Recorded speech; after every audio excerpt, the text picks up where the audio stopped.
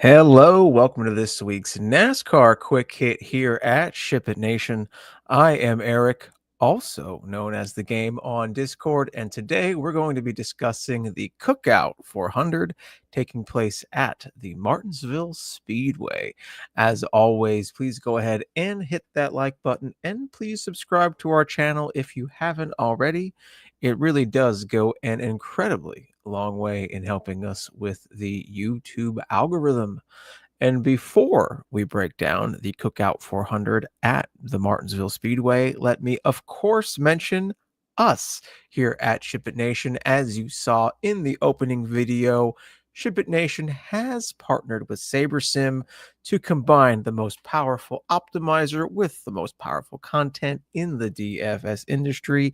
We are your one-stop shop for all things DFS. And on your screen right now is a breakdown of the 4 different packages, core, starter, and ultimate, as well as just a content-only package. Again, you can't beat it if you are looking for DFS content and a DFS optimizer. ShipIt Nation and SaberSim, a tag team you won't be able to defeat. I like that. I just pulled that out of my head.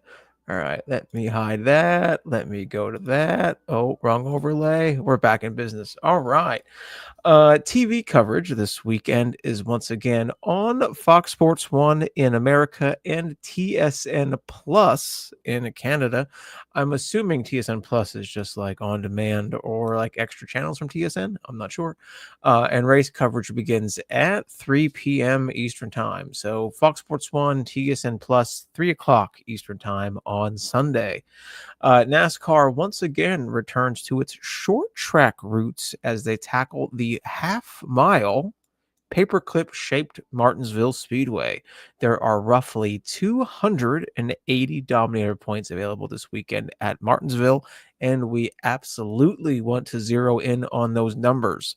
I will be using between 2 and 3 Dominators per lineup, and with a lean towards 3, that's if we want to consider Ryan Blaney a possible dominator. We'll get to him more in a little bit.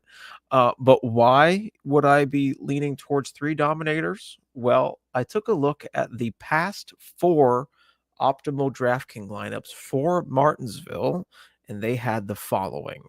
In the fall 2024 race, so just the last race in Martinsville, the optimal DraftKings lineup contained Ryan Blaney, who led 32 laps, Chase Elliott, who led 129 laps, and Brad Keselowski, who led 170 laps. 2024 spring race, so this race last spring, Byron 88 laps, Logano 84 laps, Chase Elliott. I think Chase Elliott. I just have Chase 64 laps. 23 fall race, Denny led 156 laps. Blaney led 104 laps. Chase led 83 laps. And in the 2023 spring race, Larson led 30, Hamlin led 36, Chase Briscoe led 109, and Ryan Preece led 135. So, as you can tell just by looking at those 4 optimal lineups, you need your lap leaders here at Martinsville. Something else to also keep in mind is how quickly cars can go a lap down at Martinsville, especially in Stage 1. Fall 2024 race, 27 cars were on the lead lap at the end of Stage 1. Spring 24, 25 cars on the lead lap at the end of Stage 1. Fall 23, 32 cars on the lead lap at the end of Stage 1. Spring 23, 31 cars on the lead lap at the end of Stage 1. So obviously, a fairly large difference there between the 2024 races and the 2023 races.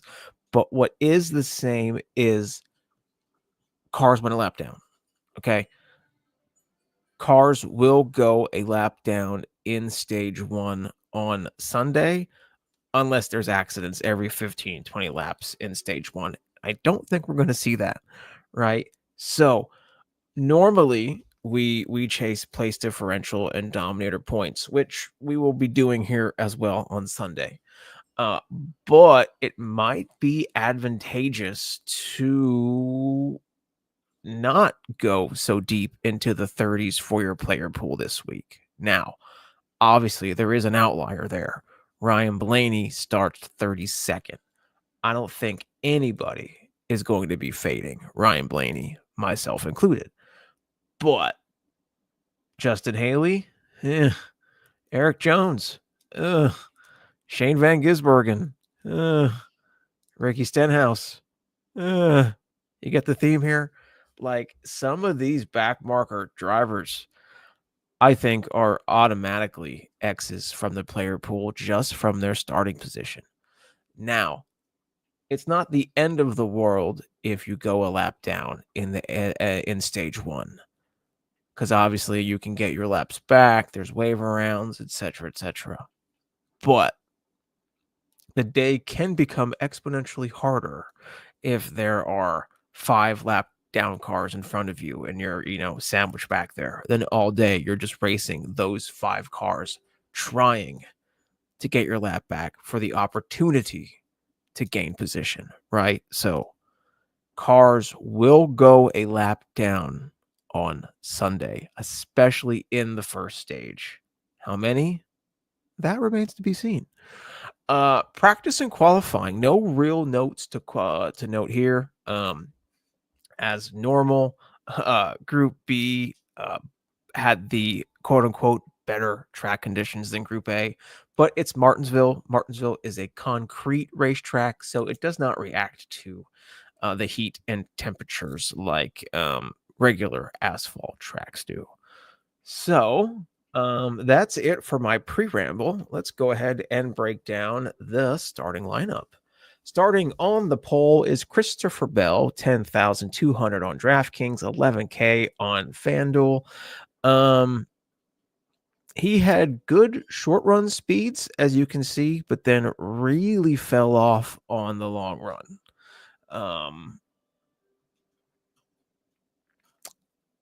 Yeah, I don't know. You really want a long run car, obviously.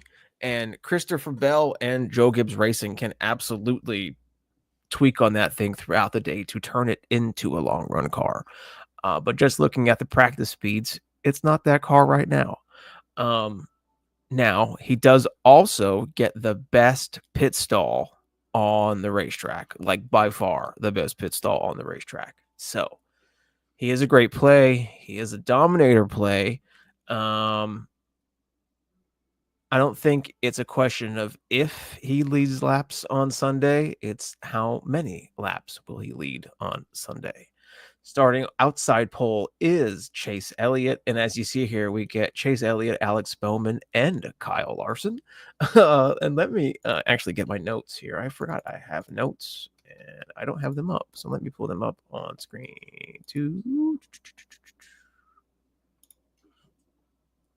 Bam, here we go. Chase Elliott, starting on the outside pole, has not yet made it to victory lane in the next gen era at Martinsville, but has been so close. He finished second and third here just last year, and in the next gen era has led 515 laps. You can play Chase Elliott with confidence on Sunday. Next up, Alex Bowman. No laps led and has a best finish of 8th.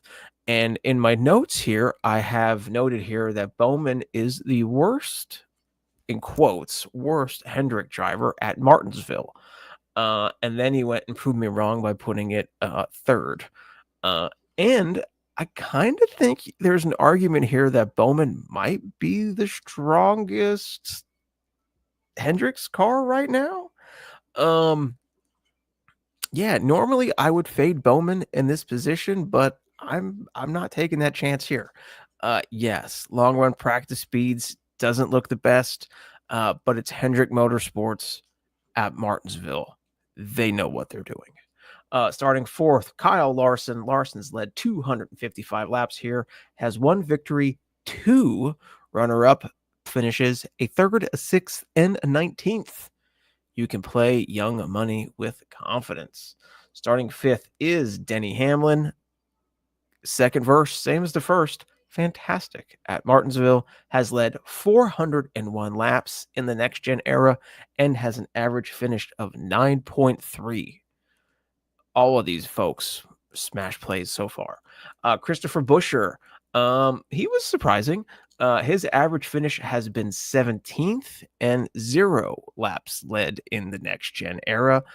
And his practice speeds were not the best either. So I'm probably going to be fading Buescher just because of the heavy hitters around him. Joey Logano in 7th. Logano's worst finish in the next gen era has been 10th here at Martinsville. So 6 races, his worst finish is 10th, and he has led 109 laps. Expect him to be strong again on Sunday. Bubba Wallace. Bubba has been very steady at the paperclip and has an average finish of 11th with a best finish of 4th. Now, Bubba was also very impressive at Homestead last weekend.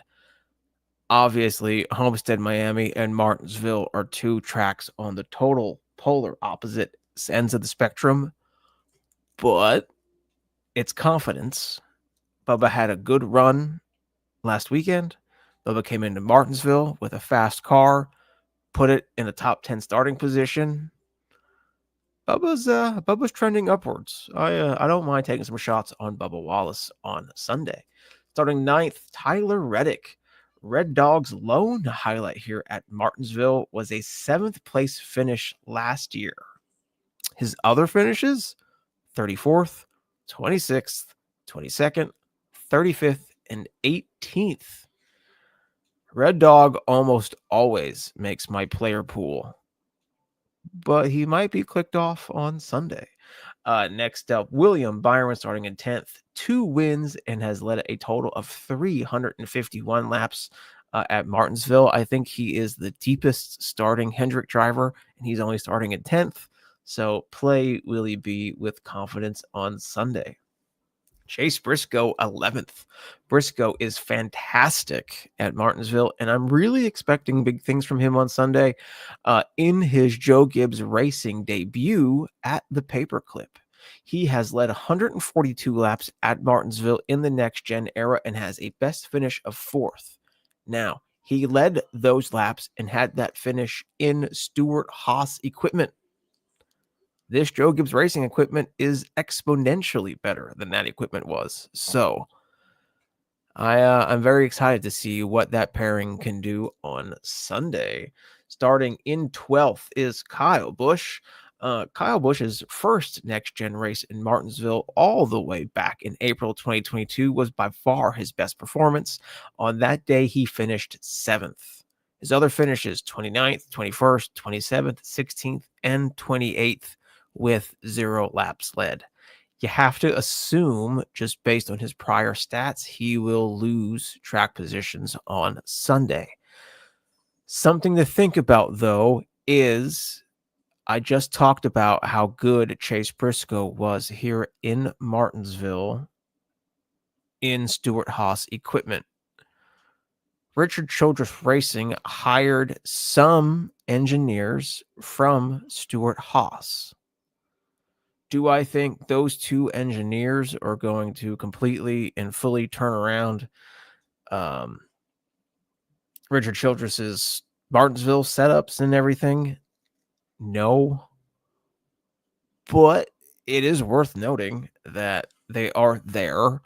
Austin Dillon had some pretty good runs at short tracks to end last season.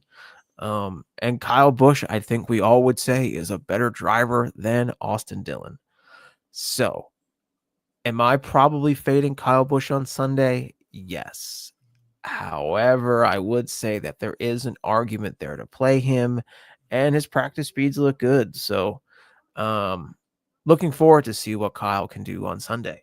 Next up in 13th is Ty Gibbs. Ty Gibbs was terrible recently. And his Martinsville past stats don't really give us any confidence that that's going to improve.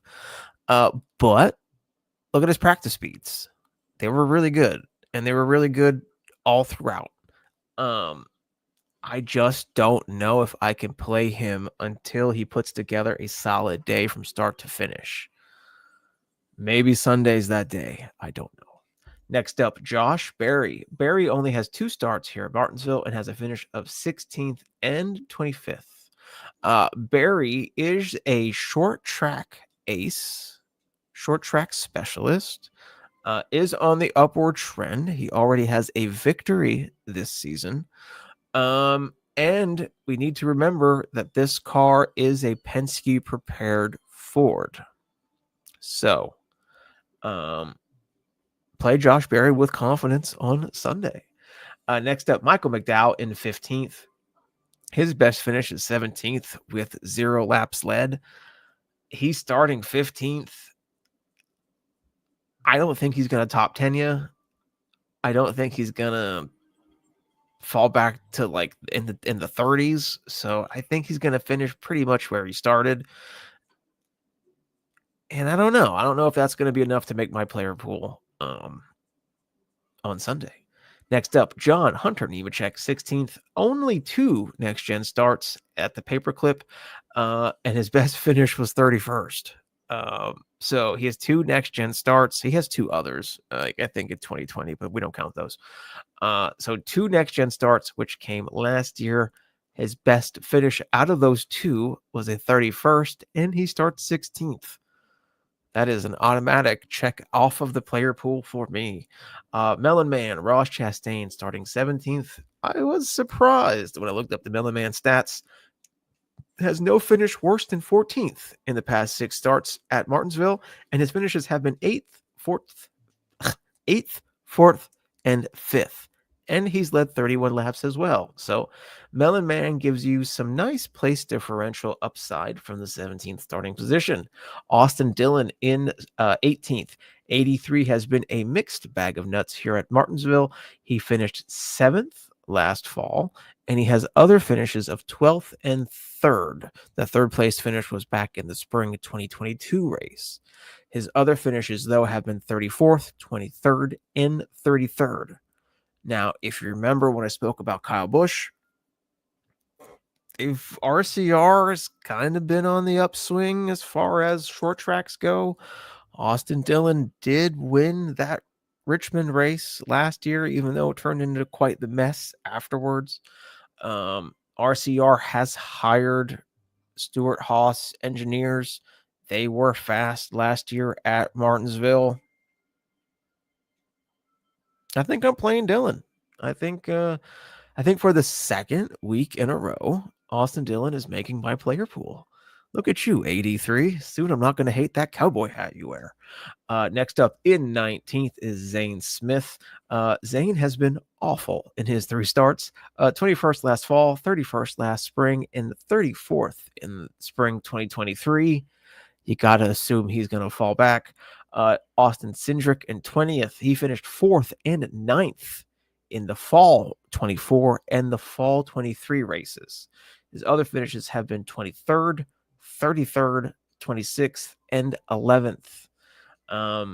Much like Josh Berry, this is a Penske prepared Ford. He did perform well here in the 2 fall races. Something to think, though, those fall races are the last race before the NASCAR championship race, and Penske always has drivers in the hunt at that time of year. So it could be that Penske put extra focus on the Martinsville fall races in 23, 24. That's why his performance hasn't been here in the spring. I'm not sure, but I'm probably going to end up fading Cindric, and if it bites me, it bites me. Next up, Ryan Preece. For the equipment he's been in, Preece has been quite good at Martinsville, finished 14th and 19th here last year, and has led a total of 135 laps in the next-gen era. Ryan Preece normally does not lead laps in the Cup Series. He just doesn't, and he has at Martinsville. Will he bring the same Martinsville performance with him to Roush Fenway Keselowski Racing? The good performances he had here at Martinsville came in those same Stuart Haas Stewart Haas cars I talked about earlier last year and previous years. So can he take that same performance with him to RFK? We will see. Cole Custer, only 2 starts for Custer, and they were both back in 2022. And he finished 14th and 21st in those starts. And if you look at his practice speeds, they weren't dreadful. But I still don't know if I have the confidence that he'll actually perform on Sunday for a full 500 miles. I like Cole Custer. I think he's a good driver. I just don't know if he's cup level talent. Please prove me wrong. AJ Allmendinger, 23rd. The Dinger has been impressive so far in 2025, but has never really been impressive in the next gen era at Martinsville. He does, or rather, his best finish out of his 4 starts in the next gen car has been 24th with 0 laps led. He's starting 23rd. Would not surprise me to see Dinger start and finish right where he, started. Noah Gregson in 24th, 4 next-gen starts for Noah with a best finish of 11th. Practice speeds weren't terrible, especially as far as the long run goes. So 6,900, nice. I will probably end up taking a shot on Noah on Sunday. Todd Gilliland in 25th. Gilly runs okay here, average finish of 19th. He does have 3 races with positive place differential under his belt. He went from 16th to 3rd in 24, 17th to 10th in 23, and 19th to 13th in fall 2022. So we know Gilly can pass cars here. Can he do that on Sunday? And how many can he pass from that 25th starting position? We will see. Mi amigo, Daniel Suarez, 26th. Best finish in his past 6 starts has been 12th with an average finish of 22nd. I expect him to be in the mid-20s all day. Brad Keselowski in 27th. Brad was impressive here in the fall 24 race. He led 170 laps en route to a 9th place finish. Other than that, though, his best finish was a 17th in the next gen era at the paperclip. He had really nice long run speed. His 30 lap average is weird there, but I think that's just something with he didn't drop that far from the 25 lap to the 30 lap average, right? So I expect Keselowski to see some ownership just due to his odds, his name, etc. How much, I don't know. He will be in my player pool, though, for sure on Sunday. Ty Dillon starting 28th. He has finishes here of 24th, 32nd, 31st, and 23rd. I'll be fading him. Carson Hocevar in 29th. Best finish of 17th for the young Hocevar here at Martinsville. Hocevar has rubbed some folks the wrong way this year, and Martinsville would be the track for any potential payback to happen from other drivers. Now, do I expect someone to come dump Hocevar on Sunday? No, but it also wouldn't surprise me. Next up, Justin Haley in 30th, best finish of 27th here in 2022. And I love the pairing of Justin Haley and Rodney Childers. However, I will have to see some sort of short track performance before I feel confident in the play. And based off his practice and his qualifying, I don't think that's going to come on Sunday. Eric Jones starting 31st. He has an average finish of 19th here at Martinsville, which if he can do that from a 31st place starting position, that would be fantastic. I just don't know. Legacy Motor Club has not been good. And Jones is more talented of a driver than I think what his equipment is letting him show. So he's probably going to be a fade for me. But if he can just keep up with his past performance, he could be a smash play. The chalk of the day is up next. Ryan Blaney. He has 2 wins, 182 laps led, and a worst finish of 7th. Now, earlier in this show, I mentioned about how quickly cars can go a lap down in stage 1 at Martinsville. And Ryan Blaney is in that hot spot where 32nd, 33rd, 34th, like those are the positions that could very feasibly go a lap down in stage 1.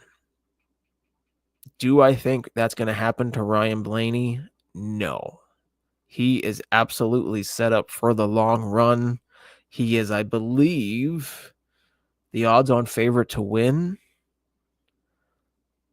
He shouldn't have to worry about the engine issues he's had in previous weeks. He has a very big hill to climb to win the race on Sunday from a 32nd starting position at Martinsville. But there should be no reason he can't get you a top 10 or a top 5. Play Blaney with confidence. He will be owned, potentially the highest owned on the slate. I haven't ran numbers yet, so I'm not sure. He's set up for a great points DraftKings points day on Sunday. It's just long road to hoe for Ryan Blaney. Starting 33rd is Shane Van Gisbergen. Only one start at Martinsville for SVG, and he went from 29th to 12th. Do I expect him to do that again? No, I don't. I don't at all. But he did do it once, and he's starting deep in the field again. We'll see. 34th is Ricky Stenhouse Jr. He managed an 8th place finish somehow back at 23. Other than that, though, his finishes have been 19th and 27th. I'm fading him. Riley Herbst is making his first next-gen start here at Martinsville in the next-gen era. He is a fade for me. Cody Ware is a fade for me. Casey Mears is a fade for me. And Burt Myers. If this was a modified at Bowman Gray, I'd say load up on the Burt Myers, but it's a next-gen stock car at Martinsville. We are fading Burt Myers. Folks, that is all I have for today's breakdown of the Cookout 400. As always, please go ahead and if you have any questions concerning the slate, just hit me up on Discord. And as always, let's ship it.